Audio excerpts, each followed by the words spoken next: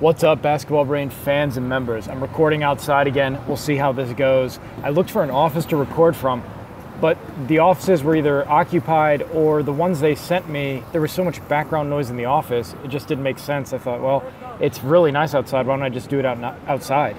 So that's why I'm outside. Anyways, we're watching the famous Allen Iverson game, the game that put Iverson on the map.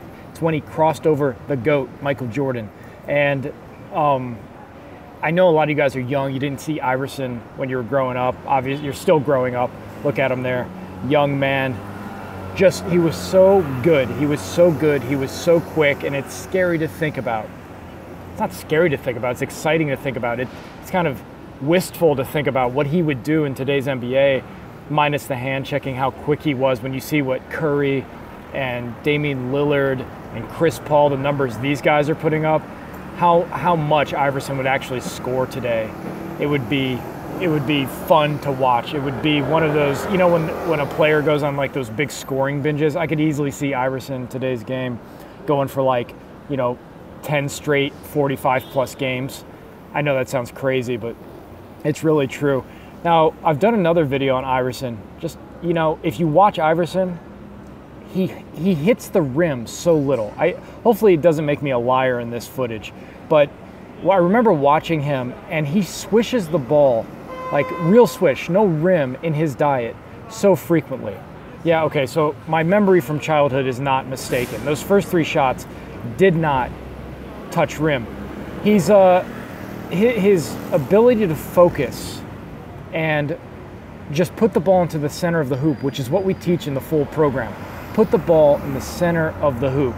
You don't want to aim at the back of the rim. You don't want to aim at the front of the rim. You want to aim at the center. And one of the reasons you aim at the center, people say, well, you can't actually see the center. That's true.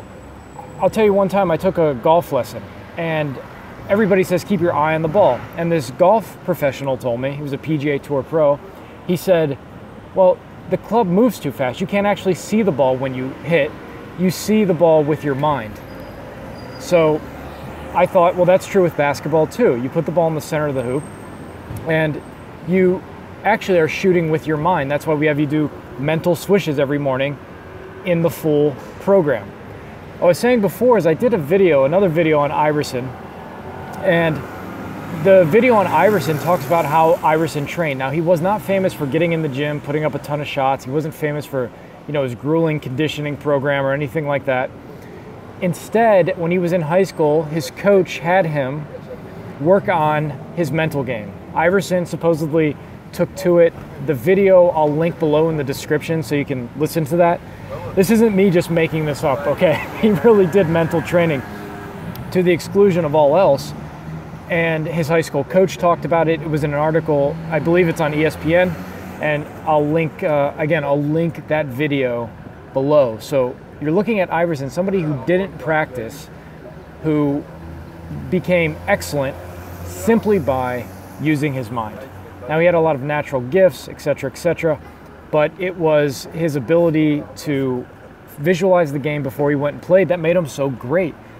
Now, I think he may have been even better had he actually put in the physical reps. You have to put in the physical reps. When you combine physical training and mental training, you're the most perfect version of your basketball self.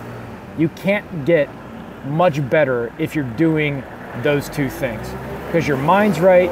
You have the repetition from the muscle memory.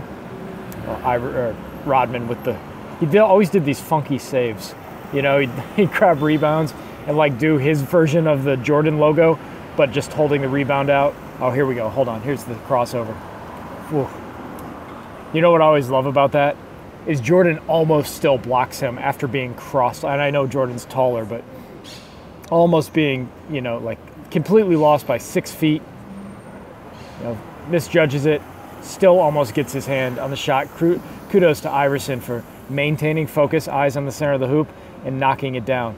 Another thing I'll say here, well, I was saying before, is if you're doing mental and physical training, you're the best version of your basketball self. You can't get much better than that because you have the muscle memory in, and it's the way to get better. Jordan's pump fakes were just so miraculous. Just Feels good to watch that. What I was going to say though is if you watch great scorers, and as you guys get better form, as you guys get good at just doing a simple off the dribble pull up, you need to work on pulling the ball from different angles and getting into your shooting spot. Iverson can pull it, his feet can be not completely set. Curry's very good at this. Great scorers can, even on his layups, he hardly ever hits rim. Or what I was going to say is, you know, he's very capable of getting the ball into the shooter's pocket no matter where his feet are. You also notice with Jordan these great pump fakes, and as you become a better shooter, as you become known as somebody who's a great shooter, people are going to go for your pump fakes. And I was a pretty good shooter, and as I got better, as I got able to shoot off the dribble, shoot fadeaways, guys who are superiorly athletic to me, I was able to get them off the ground. I could just give a little head and shoulders fake and they were gone. They were gone. They were flying over my head. So that's something you really want to work on, is get to be a great shooter, and then that pump fake is going to work for you the same way it works for Jordan, the same way it works for Kobe. The only way you can get away with not having a great pump fake is if you have a huge body like, say, LeBron James. He doesn't pump fake too much, and you can just kind of shoot directly over people. But as you get older and as you get wiser, you're going to want to use less energy, and then you become the tricky old man in the basketball games. You know, but it's, why not be a tricky young man too? You know what I mean? A tricky young man is an awesome player. The reason we like Curry plays like the 55-year-old guy at the Y who has every trick up his sleeve because he's been playing basketball for longer than you've been alive, and he has, you know, he has every trick. So why not be the old man with all, or I'm sorry, the young man with all the tricks? So that winds out this highlight. It's just amazing to watch someone like Iverson, who didn't practice that much, and how absolutely terrifyingly good he was. I just love seeing that. I love watching that. I could watch it forever, as a matter of fact. I could watch Iverson highlights forever. I could watch Jordan highlights forever. I could watch Kobe highlights forever, because it's like if you're into art, you can go to museums. I have friends who are into art. They're constantly going to museums. My brother's an art dealer. He's constantly looking at artwork, and it just never ceases to be a joy to him. A thing of beauty is a joy forever. You know that from White Men Can't Jump, or it's Keats. You know, it's a famous poet. A thing of beauty is a joy forever. That's why we constantly go to YouTube highlights, because it's beautiful. It's something we love, and people do it beautifully. And I love Iverson, and I love Jordan, and I love Kobe, and I love Curry.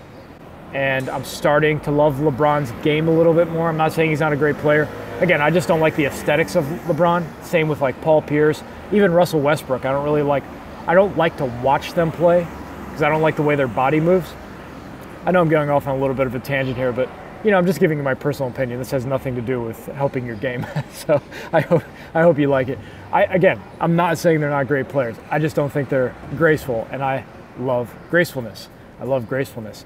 I have a friend who's a ballerina, and she puts these videos on Instagram, and I can watch them forever. I can watch them on repeat.